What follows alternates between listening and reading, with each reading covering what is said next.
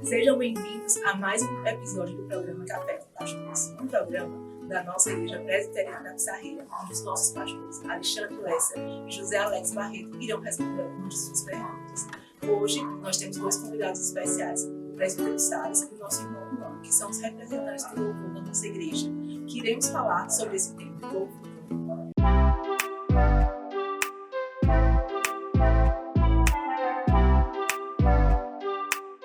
E a nossa primeira pergunta é: há louvores que não exaltam a Deus? Como podemos identificar? Citem exemplos de músicas teocêntricas e antropocêntricas. Pastor, se me permite iniciar aqui a resposta. Primeiro, palavra de saudação aqui ao presbítero Salles, ao irmão Juan, que estão nos visitando, e ao senhor também, pastor. Eu acho que essa pergunta foi muito bem formulada. Inclusive, ela traz aí no seu post, no seu escopo, termos que a gente já precisa explicar aqui, né? Verdade. Quando falamos assim, uma música antropocêntrica. Então, antropos é um termo grego que significa homem. Uma música que coloca o homem no centro. E nós temos também uma música teocêntrica. Então, teos vem de Deus, né? Coloca Deus no centro. Será que a gente pode ter esses dois tipos de música dentro da igreja? Olha, infelizmente é o que a gente tem visto, não é verdade? Especialmente no contexto do culto, né? Especialmente no contexto do culto. Nós temos visto uma dificuldade muito grande com relação a isso, especialmente para você aí que nos assiste, que nos dá o privilégio de nos assistir, dentro do contexto público de adoração da igreja. O que é que cabe para o culto e o que é que não cabe? Eu acho que a gente pode andar aqui em pelo menos três aspectos importantes, pastor e irmãos, né? O primeiro deles é a questão da gente entender que existem determinados louvores que exaltam a Deus e que cabem no culto, mas que tem um espectro, por assim dizer, horizontal. Pastor, explica isso melhor. Por exemplo, quando nós cantamos "Como é precioso, irmão, está bem junto a ti", alguém poderia dizer: olha, essa música aí é antropocêntrica, está falando do irmão, andar junto ao irmão, né? Mas veja, ela, apesar de tratar das nossas relações, ela tem esse caráter horizontal, ela está sendo entoada em louvor ao Deus que nos permite ter comunhão.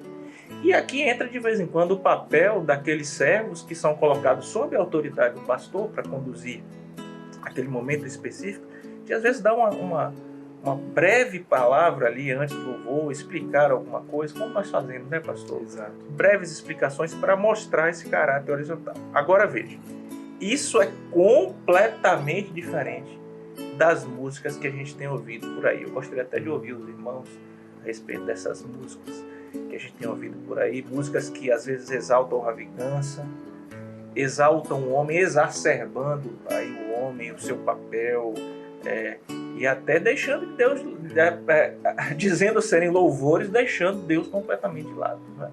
Exato. Colocando inclusive papéis que são específicos do Senhor naquilo que seria a competência do homem segundo essas músicas. Como, por exemplo, exaltando aí a questão do papel do homem na salvação, como se o homem pudesse salvar-se a si mesmo, que não é possível, né?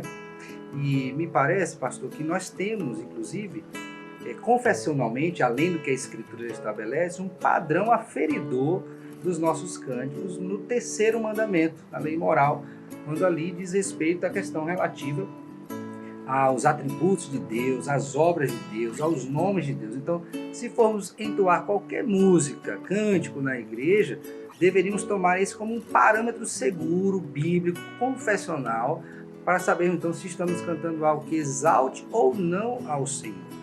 Além de termos porções da Escritura que têm sido cantadas, né, por muitos dos nossos irmãos aí ao longo das épocas. Então, me parece que esse parâmetro estabelecido pelo Senhor, conjugado com a nossa confessionalidade, ajuda-nos muito na escolha e postura durante o entoar desses louvores. Acho que dá até para a gente dar um exemplo. Quando nós paramos para cantar um corinho como "Deus é soberano", todas as igrejas presbiterianas aí, Brasil e fora, cantam, né? Exato. Então, Tu és soberano sobre a terra, sobre os céus, tu és Senhor absoluto. Você veja que esse louvor, ele vai exaltar o ser de Deus, as suas obras, Exato. muitas vezes os seus atributos comunicáveis, os seus atributos incomunicáveis. E Deus vai ser louvado, vai ser bendito, exaltado, o seu ser, naquilo que ele faz. Então, nós temos aí uma música que é teocêntrica, né? É importante dizer que o culto a Deus é teocêntrico. Deus está no centro. Nós, apesar de termos um caráter dialogal dentro do culto, nós estamos indo atendendo a solene convocação do Senhor para estarmos reunidos em culto. Exatamente. Ele fala, nós respondemos, ele fala, nós respondemos a um diálogo, mas Deus é o centro do culto. Nós não estamos indo ali para assistir um culto, mas para prestar um culto. E nesse serviço que fazemos a Deus, entregamos os nossos louvores que tem Deus no centro. A pregação é cristocêntrica, mas o culto é teocêntrico. Deus está no centro. Então os louvores devem versar nesse sentido aí. Quando forem mais horizontais, cabe uma explicação, né, de quem está conduzindo os louvores, né? Então, falando já de dois aspectos, né? Exato. Dois que gostaria. E parece que eles pediram também que citasse alguns exemplos. Não sei se não tem alguma... Eu queria fazer, aproveitando o início da resposta do pastor Alexandre, fazer uma pergunta, uma colocação incluída de uma pergunta.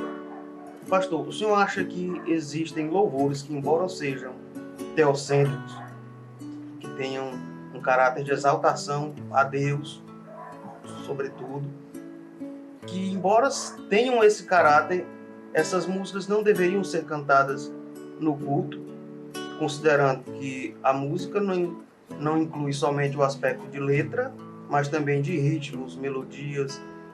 Qual a posição do irmão a respeito dessa questão? Essa é uma excelente pergunta, está atrelada aí à nossa temática. Inclusive, recentemente eu até passei para alguns irmãos da igreja um artigo que foi produzido pelo maestro Passival Módulo, que foi nosso professor de música sacra. E ele fala de impressão ou expressão, qual é o papel da música sacra, qual é o papel da música dentro do culto. Ela tem função de imprimir em nós determinada coisa, ou ela tem a função de expressar alguma coisa. E nós vamos ver que aqui e acolá tratamos sempre dessas duas questões. A música, ora, está imprimindo algo em nós, como ela também está expressando alguma coisa.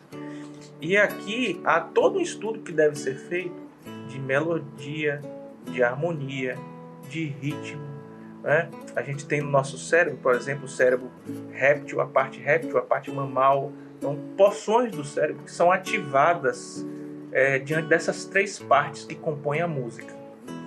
E a depender da ativação, de que área está sendo ativada, isso vai justamente nos dar uma resposta se ela cabe ou não cabe. Vou dar um exemplo. Eu sou da Bahia. A Bahia tem muitos sons rítmicos. Então, tem bandas famosas pelo ritmo, né? Você vai na Copa do Mundo, toda vez antes do Brasil jogar, vou chamar o Olodum, aí tá lá o Olodum tocando, aqueles tambores, tac, tac, tac. Quando você começa a ouvir a batida de um tambor rítmica, a sua pulsação começa a funcionar de acordo com aquele ritmo. Então isso vai conduzir, é por isso que a gente não consegue às vezes ficar... Isso falando isso para um baterista, o presbítero Salles troca a bateria, ele tem noção plena do que está se falando. Então, apesar de não haver nenhum ritmo que é de Satanás, nós não podemos deixar que ele se apropie, porque os instrumentos, a música, procede de Deus. Há muitas vezes ritmos que vão imprimir determinadas coisas em quem está ouvindo, que está ali adorando, que nós não gostaríamos, né? É muito fácil, inclusive também via harmonia e melodia, imprimir outras coisas, como por exemplo, auditórios inteiros que são comovidos emocionalmente por causa do tipo de ritmo ou de melodia. Então, vamos fazer uma oração de confissão. Você faz aquela cama bem Todo apropriada. mundo, e aí o meu professor dizia, eu consigo imprimir a emoção que eu quiser através da música. Se eu quiser, eu coloco todo mundo para chorar.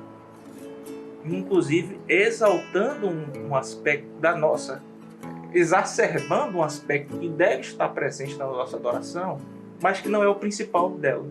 Nossa adoração tem que ser uma adoração racional, culto racional.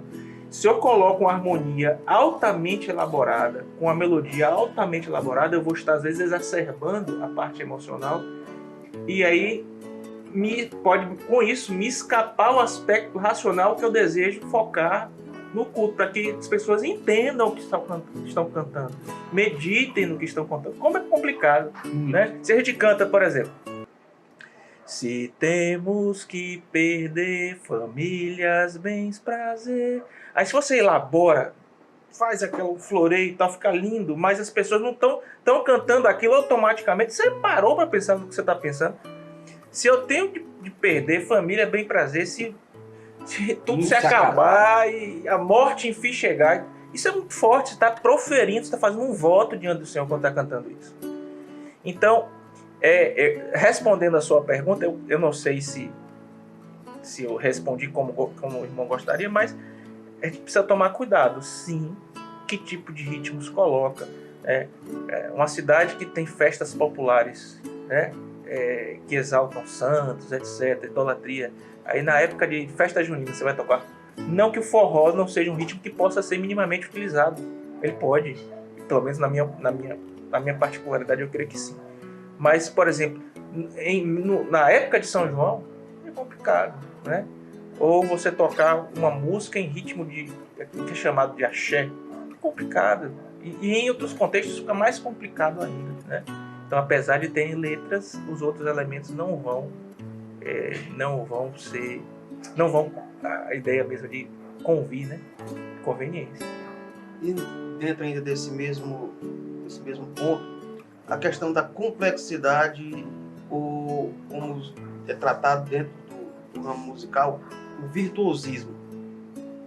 Porque a música no culto, ela deve ser congregacional.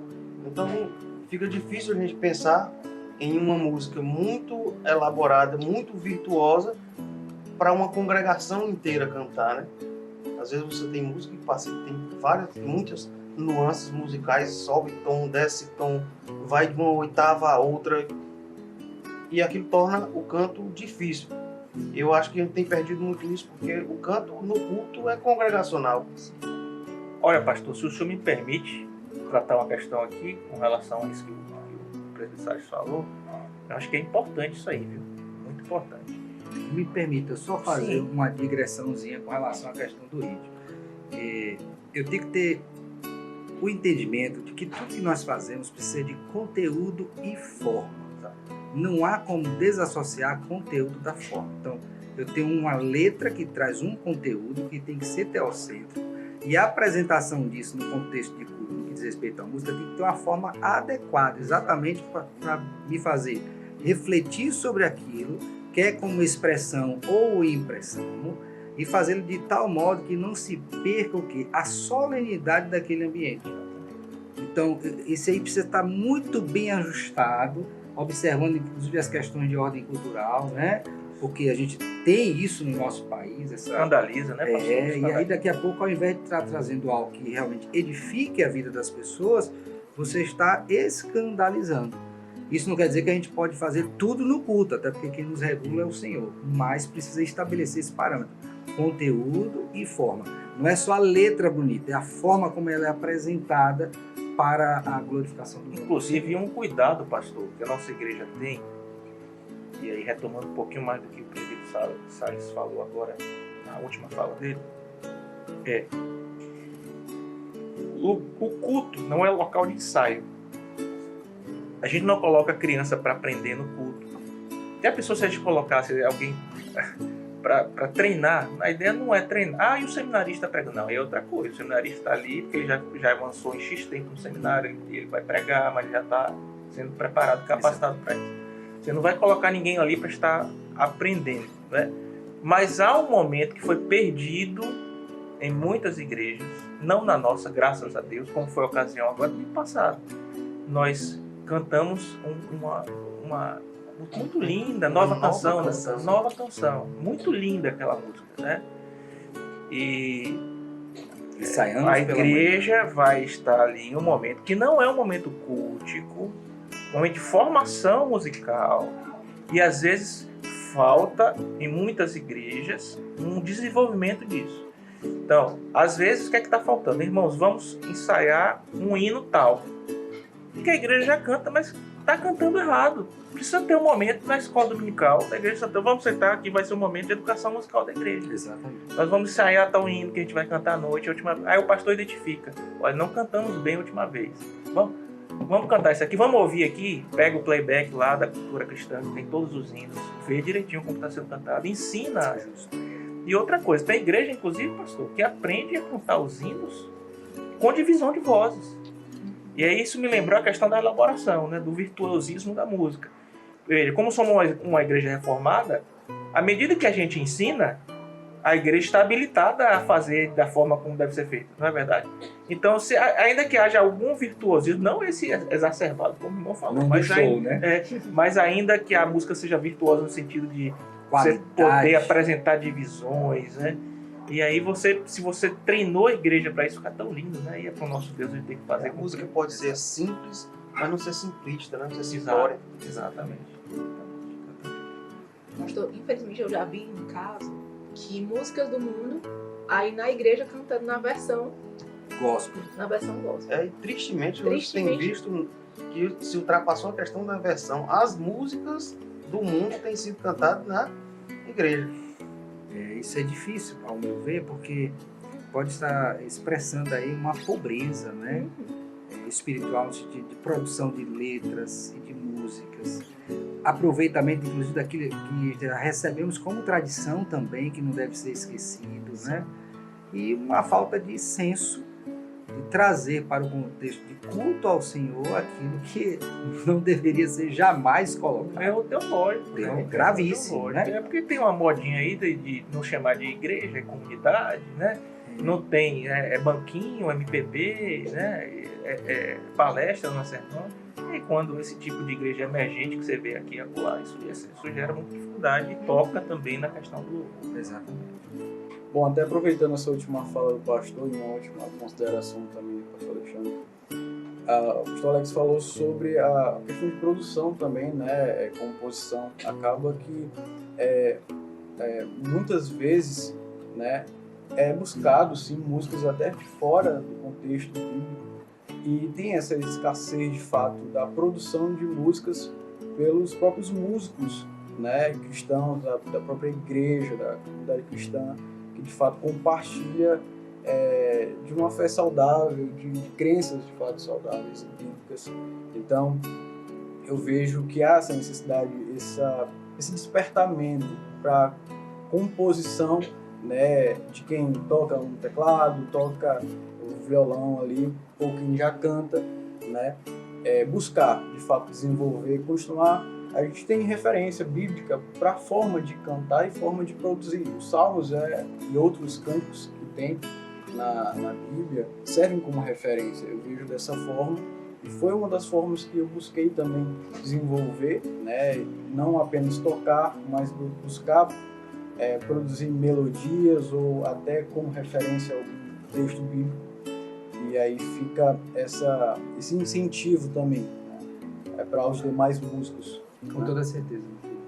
Você, inclusive, preparou uma, né, do Pai Nosso, né? Podia tocar um pouquinho pra gente, ser, né? Pra gente ouvir um pouquinho. Pode fazer? Vamos lá. Então vamos aproveitar, né, para fazer uma menção. Pai, o Filho e a Oração é uma das canções, né?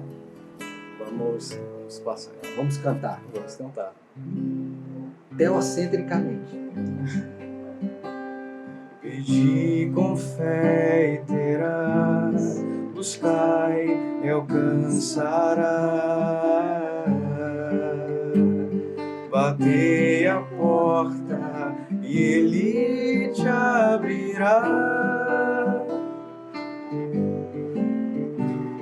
Pois todo o que pede recebe dádivas do Pai, que por amor nos enviou consolar.